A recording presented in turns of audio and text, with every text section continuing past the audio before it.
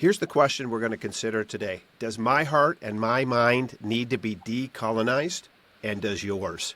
Okay. Hey, my friends, welcome back to the Uncommodified podcast and to another UNCORK conversation. My guest today is Colleen James. Colleen, welcome to the show. Thanks, Tim. Thanks for having me today. Awesome. It's going to be great. Now, full disclosure, Colleen and I tried to do this about a year and something ago. I can't remember. And there was a cluster duck that happened technologically, and the podcast didn't record correctly. And I've actually never had that happen before. So it was, I guess, a great sign from the universe that we were not meant to chat at that time, but we are meant to chat today, which means this conversation, if you're listening in, is for you, because the universe has conspired against us and now for us to make this conversation happen. So listen, a little bit about Colleen. I met Colleen a number of years ago in my local community. Colleen is a force to be reckoned with, an amazing woman, a force to be reckoned with, which might be on her business card. I'm not sure, but it should be, Colleen. I think it'd be great. A little bit about Colleen for you guys who are listening in. Colleen is a distinguished consultant in equity and inclusion. She's an educator. She's a dedicated community builder. She was honored as one of the top 100 Black women to watch in Canada in 2020 and recognized as a leading figure in diversity, equity, and inclusion in 2021. Another achievement for her, a milestone in 2023, Colleen received the Black Excellence in Leadership Award. Colleen is a driven individual, driven by a commitment to challenge the prevailing norms in racial equity and social justice. Colleen facilitates leaders in deepening their understanding of power dynamics and privilege, is something we're going to talk about today. Really understanding how they can be empowered to reconsider outdated business models and foster equal opportunities within their organizations. Recognizing the need for systematic change to establish authentic spaces of belonging, which is a really powerful term, authentic spaces of belonging. Colleen has made it her mission. It is her mission to devise innovative solutions that address equity, diversity, and inclusion in workplaces and beyond. And just to punctuate, to put a big highlighter on this, in our local community in 2022, Colleen's commitment to community service was further exemplified when she was elected as a member of the Regional Council in Waterloo, Ontario, Canada. For those of you listening around the world, Waterloo, Ontario, Canada, where she still serves today. And I think she's going to serve there for a long time, but who knows what the universe has for Colleen. Oh. Colleen, an amazing background. I can't wait to get into this conversation, but of course, every conversation for me is like sitting across a table, even though we're on the internet here. What are we going to drink together just to celebrate and get going? Coffee. Coffee. I'm doing coffee. Before noon, so coffee still. I know, it's before noon. Just so you know, I recorded a podcast the other day, and it was at 10 a.m., but my guest was in a different time zone, so I felt obligated to have a scotch with them. But that's okay, because it was fine. But today it's coffee, which is awesome. Yes. Okay, every conversation is released by great questions. So here's a question, and it's a big one. I'm going to give you a question, and we're going to tuck into it in parts. But here's the question we're going to deal with. What does deconditioning, deconstructing, and decolonizing our minds and heart mean? And what does it look like for you? And what should it look like for me and others? That's a big question. It's a huge question. It's an ongoing question that I think it's valid to come back to over and over and over again. So when I look at deconditioning, deconstructing, decolonizing our minds, it really is about questioning and challenging narratives, questioning, the way that we've grown up, our educational environments, the systems that we work in, and really taking a deep dive, some self-reflection and self-awareness around, are there different ways that we could be doing things, especially in times right now that are incredibly challenging. It is really about just thinking about, how do we do things differently? And are there ways that we have, are there systems, I guess, that we are upholding that are causing harm and that have caused harm and that continue to? So it can look very different for everybody. Because when you think about just our education, how we grew up, the type of education we have, the environments that we've grown up in, our families, the people that are around us, and the systems that we've had to uphold, I guess, really challenging that. What is a counter perspective, a counter narrative that we may not know about? And that is part of kind of the deconditioning And then how do we get better outcomes? That's the, deconstructing, but also there's a constructing piece to this. How do we redesign? Yeah. Um, and then the decolonizing. Well, I mean, we're in a world where colonization has impacted everybody. There's no society that has not been impacted. Yeah. So how do we look at, the ways in which potential harm has been created, and how do we, as individuals, as groups of people, as communities, shift that? As you say that, Colleen, the thing that is really resonating with me, and it comes out of this core belief I have in my consultation I do with businesses. I say to them, your business doesn't exist, in the sense that their business doesn't do anything. When you call a business, you don't talk to the business. You talk to a person, or you have an experience in a store, and that experience shapes your understanding of that organization. So when I think about this, I want to move in my mind immediately to a much more personal synthesizing of what you're saying. Because I think the problem for me and many of us is if we expect society or our community or our regional council to fix it for us, the problem is we got to fix it in us first. Absolutely. And that's the great challenge I'm hearing in what you're saying, because, it's much easier to think the problem exists outside of myself. Yes. This conversation is for somebody else. And again, if you're listening in, do me a favor, be careful that you don't start building a wall between this conversation and you and saying, well, yeah, there's parts of society that maybe need to hear this. Hey, we create society. So I'm going to take this as a personal provocation today, Colleen, and I'm going to encourage people to do the same. So that being said, if you and I were just having a chitty chat and a chin wag, and you were being very honest with me and saying, Tim, here's the things that you really got to consider. This is what colonization can look like in your life if you're not careful. Yeah. How would you answer that question if you were giving me some kind advice to move beyond the conditions I was brought up in, which were not my fault? It was just the place I've been in, but they're in me. How do I move beyond them? Yeah, there's many ways you can look at this, right? And you are absolutely right that it starts with self. And sometimes that can be small things, it can be big things. I mean, when you think about kind of decolonizing, you look at kind of the narratives that that we're in that we're faced with. And one of the simple things I always start with, especially with people in some of the consulting work that I do, who are we seeing on TV? Are we seeing reflections of us, of diversity? Who is our educators? What are we learning? One of the other things to think about too is just, listen, there's a lot of things we uphold and we don't even question it. We don't question, who created 9 to 5? Does 9 to 5 conventionally work now? Think about the pandemic, right? Just even the way we do reports, the language that's being used, it can be, I was in a workshop the other day with a client, and we're talking about language, because sometimes that can be the easy thing to go to. Let's look at our language and how do we change it. And things like deadlines, that's common in business. We say that all the time. If you break down the word deadline, there's a meaning behind it that's connected to Indigenous history. If you cross the deadline, you'd be shot.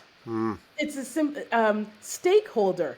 We use that in business all the time. Yes. Some of the ways we can decolonize is just understanding the language. A stakeholder, That's interesting. And, I as you say that, I'm thinking about, for me, I'm 58, and I was born and raised in Canada, and growing up, I grew up quite poor, actually, in this community in Kitchener, where I live. I grew up in government housing. I grew up quite poor. I had the privilege of moving into a different type of environment later on. And so, I had certain stigmas that I had growing up, but what I realized is I actually thought I was quite inclusive. I thought, to be honest, the idea, when I heard this term, racist, for instance, I thought of lots of other people. What happened to me is I had an experience where I had the privilege of traveling to Africa for a number of years, and I worked in Africa. And what I realized when I went to Africa is, wow, I had really bad racist I began to see as racist opinions about the people I was working with. I didn't think that was in me. And I had to come to grips with that, because when I was outside my own environment, all of a sudden I saw myself and my behavior differently. And I realized, man, I had prejudice, I had racist understanding, I had this idea of this collective think about all of them are this. And what I Yes. realized when I came back to Canada is actually I had a lot of that here too. I just didn't see it in the same way. Yeah, yeah. It's interesting because again, there's narratives. I will, and we're having an open, transparent conversation. Growing up, you see images of black children with flies on them. Like there's this Yep. stigma, this image, Yep. and you go to Ghana, you go to Nigeria, you go to Tanzania. So like they are developed That's countries right. as well. Yes, there is poverty. I mean, that's universal everywhere. Mm-hmm. But the narratives and then how, I mean, and being in Canada too, how that transcends and we uphold that kind of belief in the bias and the racism. I think all of us have the potential and are to some point racist to some degree. I mean, we can't, it's something that we have to acknowledge as well, Yep. in order to say, how do I do better? Yeah, 100%. I had a specific experience that I'm thinking about that really sort of crystallized this for me. I was in Africa and I was working with a gentleman who became a friend of mine over the years, and I started realizing, and I was looking in sort of what's going on and realized, man, these people in this community, they have a lot of children, and that led into a stereotype for me about, those people have Yeah. too many children. And I was talking to this gentleman's name was Carlos, very, very wise older gentleman, and not a lot of older gentlemen in the community I work with, because frankly, they didn't live until they were older Yeah. because of the circumstances. Yeah. And one time we were talking about children, and he asked me a question that just, it undid me. He said, Tim, how many children did you want to have? And I said, 2. And he said, so how many children did you have? And I said, 2. And then he said, well, here's the problem for me. I wanted to have 2 adult children, so I had 6. And I said, well, why? He said, because I knew 4 would die. Life And is, I remember when he said that to me, it blew my brains apart because I thought, oh my gosh, I, with sense of condemnation and judgment, looked at people and said, oh my gosh, they're having way too many children. But then I realized that I was confronted with the reality that I didn't have to do a math calculation of probability on the survival rate of my children in Canada and decide if I want 2 adult children, I better have 4 or 6. absolutely. And that in and of itself, that just awakened the fact that I had a very, very problematic worldview that I was projecting onto people and judging them with them. And I realized when I came back, I did the same here. Well, and healthcare systems here disproportionately negatively impact Black, Indigenous, racialized families. It's Yep. the same thing. You go to the hospital, and I'll give you an example. My mother had to go into the hospital a few months ago.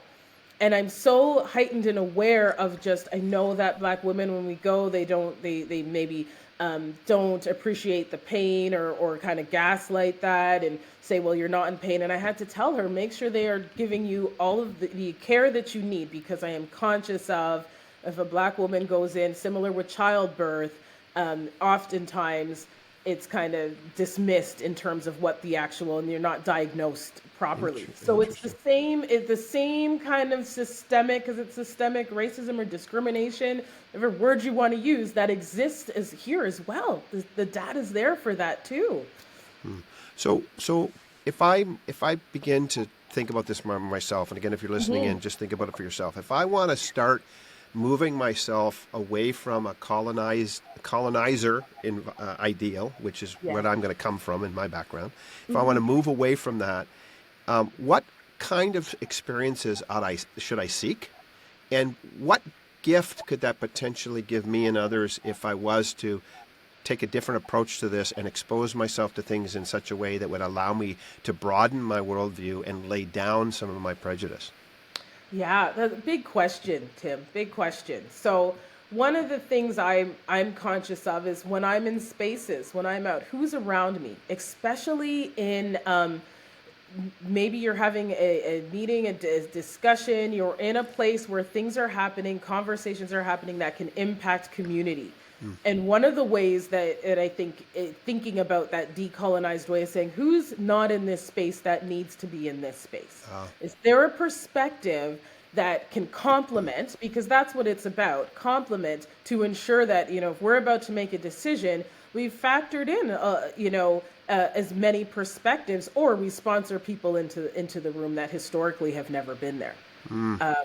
It is a, and I'm thinking about just in terms of, decolonizing. It's really the way we just move through life. And I always center things back into kind of that equity informed kind of perspective. And, I'm an able-bodied person, but I think oftentimes I'll go into a space and I'll say, okay, is there braille on the washroom doors? Right? Because I'm conscious of, okay, who may not be in this space that needs to be, and what are the barriers that may exist to them. But in terms of kind of that decolonizing, I mean, it's essentially, look at, we're in holiday season right now. Yeah. There is Christmas everywhere. Yeah. There's also 25 holidays that happen between now and January. Sure do. So recognizing that. Another thing, I mean, and again, it's the way that I move through society and just conscious. Sometimes I can use my power and my privilege to speak to things. Other times I'm like, I recognize what's happening and I say, okay, it's a mental note. Look at even our holiday cards, okay?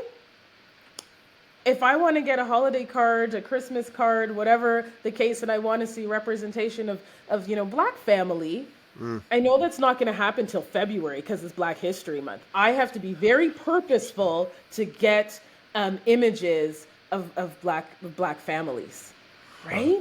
Yeah, they know. And Mother's Day, Father's Day. Yeah, it's just, and thinking, it's so insidious. Wow.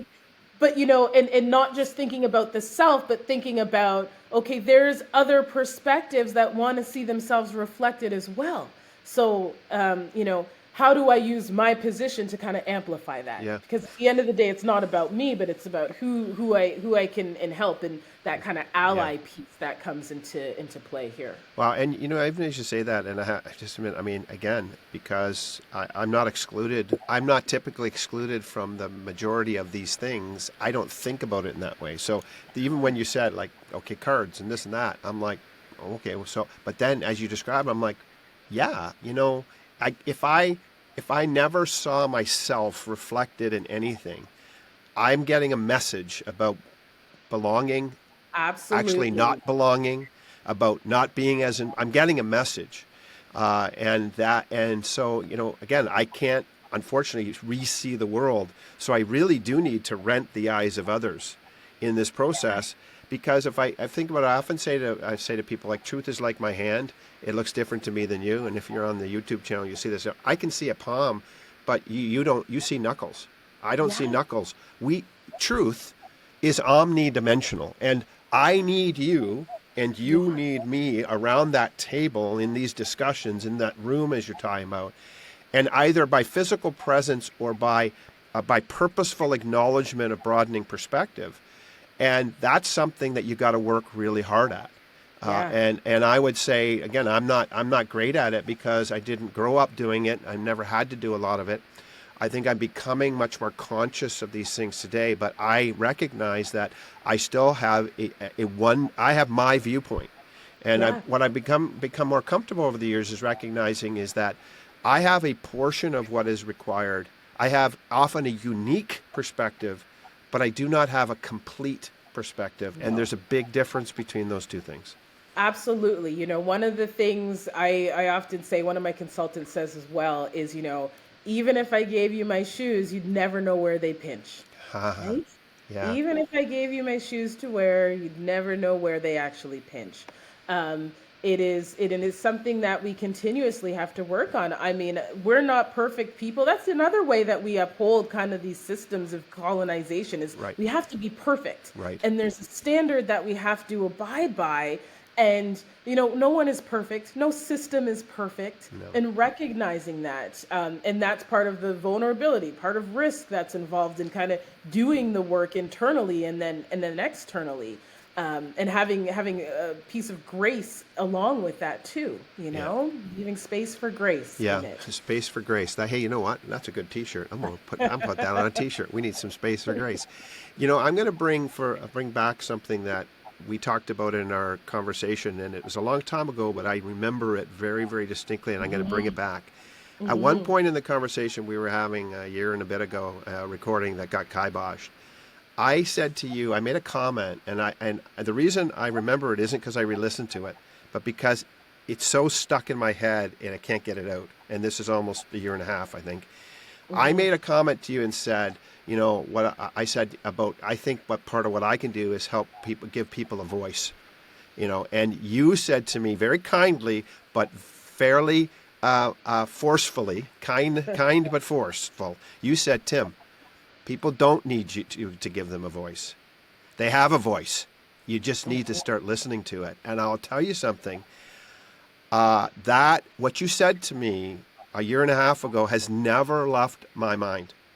And what I've done since then, where I find myself thinking that somebody else needs me to give them something, I'm realizing that the greatest gift I can give is to actually sit down and shut up and allow them to be who they are in that space. They don't need me to give them a voice or talk for them. I just need to shut my own voice and actually dial down my presence and allow them to fill the space that they have a right and that they deserve to at any table in any room. Absolutely. Yeah. And oh man, I'll tell you something. That was a provocation to me, Colleen, and I want to thank you for that because you really punched me right in the eye with that, and I loved it.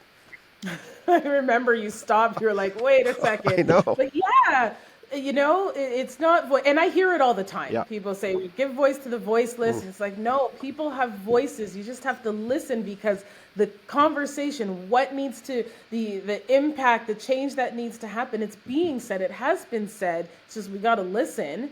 And then what can we do to support? Yeah. It's not about us. It's about what are people saying? What can we do to amplify? It's just the same way people say we need to empower. Right. And I'm of the belief and that people are powerful as a whole. It's not if people are powerful. It's just people don't recognize sometimes just how powerful collectively the voices are. Yeah. And then thinking about the voiceless, because that sticks with me too, because I'm very conscious of that as well. And part of the reason why I think, there is the perspective of we need to give voice to the voiceless is because those voices have been silenced for whatever reason for so long that it appears like there isn't a voice, but there is a voice. Yeah. So true. Yeah. And listen, if you're listening in, I'm going to just give you a direct challenge, and I'm going to take this challenge myself again. But my question to you is, in your world, whether it's your family, whether it's in your community, whether it's in your faith group, whether it's in your business, whether it's in your political arena or your social arena, I don't care where it is, who do you need to go and hear from? Whom, and not just a group of people, but not just groups of people, but individuals. Who do you need to sit down with and experience their story and allow them the opportunity to tell you? Who do you need to go and hear from? Who do you need to sit with and understand? And I'm going to just challenge you, as you listen, I'm going to challenge myself and ask, who do I need to hear from? Who do I need to humble myself and sit and listen to and understand better and gain greater appreciation? So not so I can represent them, but so that I can allow their representation in me to change me. And that is my strong provocation to you if you're listening, and I'm going to take that challenge myself. And I would imagine, again, let's sort of go to the conversation that we wouldn't have been able to have a couple of years ago. Now that you're on regional council, I imagine the practicality of these things comes at you in a very different way every day, in and out, in and out, in and out. And so what are you learning? What have you learned about life and leadership and even yourself, Colleen, around these things that you maybe wouldn't have learned, or you're seeing even more magnified as you serve our community on regional council? Yeah, I think, there's something about being very intentional. And, I like to be out in the community because that's how I learn. That's how I can go back to the table and raise emotion and have some informed decision making because I'm sitting and I'm meeting with community, having conversations, uncomfortable conversations at times, because I mean, politics, the big bad politician, but I'm sitting there and I'm being very intentful in reaching out, making the connections, building relationships with people, because that's part of it too. It's one thing to say, I got to sit and let's have a talk, tell us our story, but Yeah. it's about building Yeah. the relationships. Mm-hmm. And being in politics, there is community and there's the system that I am working in. Yeah. And understanding the barriers that exist, because oftentimes when you're outside looking in, it can seem like, well, just make this change, just do this thing. But you've got layers of legislation, layers of process. Yeah. So to navigate that, so one of the big, and fortunately I worked on the staff side of politics before, so I understood navigating the system of politics. But now that you're in it and you see, well, it's even more nuanced and layered, and making change is it's like baby steps, right? And it's just, you're trying to build and build to create a different outcome, and it's slow. Yeah. We know that with anything, and the good thing about private sector, sometimes you can make a change right away, as I experienced in my business. I can pivot, I can switch, I can do that. When you're working in a government system that's been, you're institutionalized for, centuries, however long, and you're trying to shift and change things move very slowly. They do.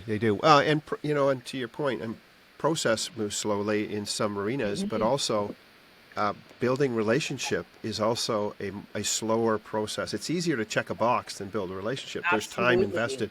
And it does remind me of another thing that wise man Carlos said to me in Africa. He became a tremendous mentor to me. The funny thing there is I went to mentor him. Yeah. And what I realized is I needed to be mentored. And again, if you're listening, some people you're out there saying, "Oh, I want to mentor people." No, you need to be mentored too. And Carlos, when I first went there, I was failing miserably at what we were trying to do, and we were partnering in community and failing miserably. And he was such a kind man. He came to our compound for dinner one night, and we were sitting across a table outside, sharing a meal. And he said to me, "Tim, let me give you some advice." He said, "Let me explain how my world works." He said, in North America, what you do is you work together first, and then you might eat together, and you probably will never dance together. And he said, in my country, here's how it works. He said, first we eat together, then we dance together, and then maybe we work together. And he said, once you learn the wisdom and rhythm of this culture, then you will become a better friend and therefore a better partner. And I meant, man, it was transformational. And so I learned with Carlos and his friends, I learned to eat, I learned to dance, and by the way, I can't dance that well. Okay, seriously, you want to see me dancing with a bunch of Africans? Not so good. Okay, didn't work so well. But I learned to eat, I learned to dance, and then I learned to work and partner in the work they wanted to do, not what I wanted to do, and it was transformational for me. Yeah, well, we are conditioned to get to the business first and then do the socializing after. Correct. No, and that's the thing. Culturally aware, knowing that, different ways of operating, you get to know the person first. Yeah. You get to have the dinner, you get to, do the dance, and then say, okay, so where do we go from here? And how do we collectively together ensure that, the way we move forward is a way that is mutually beneficial to everyone and the objectives that we're trying to meet. It's almost like when we're decolonizing, we're completely redesigning how we do things.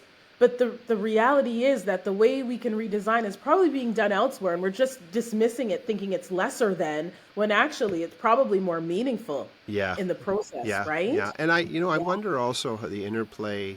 I did not grow up in a religious family, but in my teens, I will call it a spiritual experience that led me down a certain path. But I'm also realizing that there was some tremendous positives and some tremendous negatives, in the sense that I think part of my decolonization challenge is that it's not just culture that I think of, it's deeply held beliefs that tend to sit in this is right, this is truth, that is wrong, that is error bucket, which makes it very difficult. And I've had to go on my own deconstruction journey of my own spiritual beliefs, because I believe at one point they were becoming so rigid, and I was so even if I wanted to, because decolonization culturally and colonization religiously, particularly in Canada as we look at our history, they're so enmeshed. But again, if you're listening in, they're not just enmeshed in history, and they're not just enmeshed in politics, they're enmeshed in you. They're enmeshed in me. And until I can take this apart in me, we can't take it apart in society. Absolutely. And you're absolutely right. There's like this notion of what's right, what's wrong. This is the best practice. One of the ways I'm very conscious of in how I move forward is just, what is the promising practice? As opposed to the best, because best means, it's this way or that, or it's wrong. And really just taking that and saying, no. There's flexibility. We need to ensure that, we're fluid in how we're doing things, and things can shift and change at any point in time. So even just knowing that we don't have to do something the same way all the time. And I think, it's something we're constantly working on, because I can get caught up in that too. I've got to do this, I've got to do that. And then I'll get the thing done. And I have to say, hold on a second, and pull back a little bit and really think about, is there a different way? What is an alternative way that's more promising to get better objectives or outcomes? Well, it's a powerful word. And when I think of promise, I think of hope. So, I'm thinking as you talk about it, what outcome gives more hope to all? I mean, what a litmus test of what if we were to say the best decision, the greatest decision we could be making right now in any group, business or social, political, is the one that brings the most hope and promise and possibility to all. Oh my gosh, would that not be transformative in and of itself? Absolutely. So this is kind of the work that I do. Yeah. It's just, it's a mindset. It's growth. Yeah. And, we always we use the words growth mindset. Yeah. This is exactly what it is. Yeah. And then we're in a time where there's lots of the buzzwords about decolonization and equity and diversity and inclusion. And, if you're really doing it in a way that's not to be performative, you have to start with self first, and a deeper understanding. Yeah. And, we layer on top of this, the patriarchal system that we've for millennia that has existed. And it's interesting. The other day on social media, I follow Arlene Dickinson. I love her voice. She's a very, very powerful and smart and bright woman, and doesn't need anybody to give her voice. And she had posted something about just ruminating on the struggles of women in the boardroom and finding their place at the table. And I tell you, as I read it, I was thinking to myself, man. Like, again, it's not my worldview, so I don't think about it, right? And as I was listening to it, reading it, I decided I'd respond. And I responded and said, hey, I just realized that at the end of the day, I use that thing, I don't need to give women voice, I need to shut up. And I went on to say, it was my mother, not my absent father, who actually taught me something. And my mother she was a very wise, but she was a very forward woman. And my mother once said to me when I was a teenager, Tim, if you need a woman to grow a penis for you to listen to her, you are missing the point. Yeah. Now, most mothers don't necessarily talk to their teenage boys like this. But my mom, she did, because she was wise. Because she realized and saw in me that I had this tendency to sort of defer to, because I had a missing male role model. In my life, I deferred to men and the wisdom of men over, at times, the wisdom of women in my life. And my mom saw that. And she said that to me, and I'll tell you something, I'll never forget it.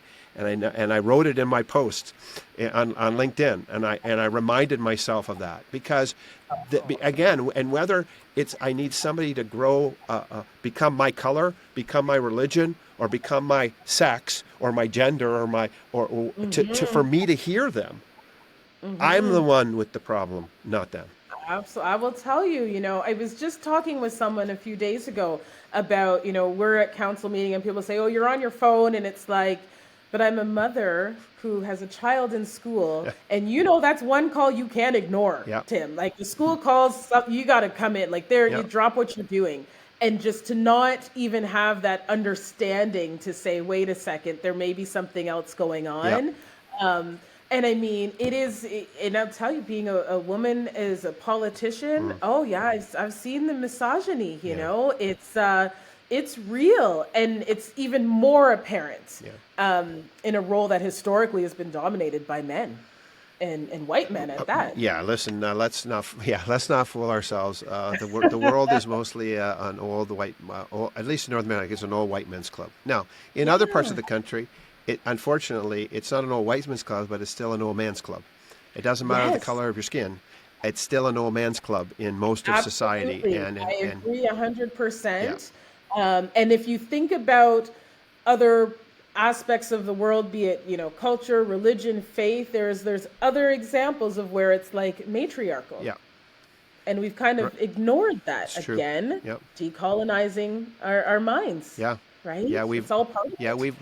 we've ignored the things that we wanted to ignore to extend our power. I mean, this is, I guess, the human experience. So, Yes. listen, Colleen, this is a brilliant conversation, and I know my listeners are going to love this. I want to bring this conversation sort of into the world of podcasts, and we'll end with this. But thanks again for Yeah. your generous gift of your time. I know you're crazy busy, so I appreciate it. I Anytime. really appreciate it. Yeah, Anytime. we got to do this in person sometime, and I want to keep figuring out how I can connect and figure out how we can do something together at some point. And I've got an idea, but I'll tell you later. Can't tell you on Okay. the show. Can't I'm tell you all on the for show. it. Can't tell you on the I'm show. all for There you go. it. Okay. So listen, when you come into a room, because this is the Uncommodified podcast, when Colleen walks into a room, and you are bringing that unique expression of all that Colleen is, that special thing that you have, that defines who you are, and you're bringing it into a room for the positive benefit of others in that room. What are you doing that is bringing that special piece to the world you're in that you're meant to bring? Oh my goodness. Oh, that's a big It question. is. What am I bringing in? I think it comes back to kind of that authenticity. Like, I Ah, am in this space, I am present, I am here, I am bringing my authentic self. And sometimes that is challenging, because there is, sometimes you're going into a space and, there's all the insecurities that may come with it. But at the end of the day, I'm always like, this is me, I'm being authentic, and I'm going to show up how I show up. And, it's just being authentic, and that mm, it really does. It helps, because however I am is how I am, and I just want to be accepted, and vice versa. I'm going in, I'm conscious of it, if there's any bias, because we have we bias. do. I'm conscious of, okay, I'm going to shut that extra noise out, Mm, and I'm accepting people for who they are, what they're bringing into this space, and I expect the same. awesome. You know what? So again, if you're listening in, the power of being present, that's a gift that Colleen gives to people. And by the way, that's a hard gift to give. My wife is amazing at it. I am shit at it. I'm not good at it. Okay. And I'm still working on it, but it's tough for me because I am all over the place and not present often. But marrying that when you're present with that authentic expression, and I heard a couple other words that I love, and a place of acceptance. You Yeah, want to be accepted, and you want to accept others yeah, without condition, without reservation, and without a performance standard, because they're human. And that's the yeah. starting point for all of us. We all got a We're belly all button, unless we got born a different way. We got a belly button, and that means that we're human. That means we mess up. It means we screw up. It means we're Absolutely. amazing, but we're also just human, and we need to enter into the human experience of others. Listen, Colleen, this is a really, really wonderfully provocative, beautiful conversation full of power and opportunity. And again, if you're listening in, can I just please encourage you? Please, if you think that this problem exists outside yourself, then you actually are the problem, and you have the problem. The problem starts with understanding. If you want to eliminate this, we have to eliminate it in us. And when Yeah. I eliminate it in me or dial it down, and when Colleen does that and somebody else, and the three of us in a room, then we've done it. But if I'm expecting somebody else, or my society, or my regional council, or my politicians, or my government, or the world leaders to do it for me, we're going to wait a hell of a long time. Hell will freeze over in the middle of that. It's not going to happen. And so I'm going to put my commitment again on the table to go out and learn and be humble. I'm going to encourage you as you listen in to do the same. I know Colleen will continue to do that. And Absolutely. listen to me a favor, as you listen to this conversation, as you unpack it, uncork it in your life, do me a favor, DM me on social media or email me at tim@theuncommodified.com and let me know how you're uncorking and unpacking this conversation in your life for the positive benefit of yourself and others. Thanks for your time. Cheers. Have a great day. Thanks, Tim.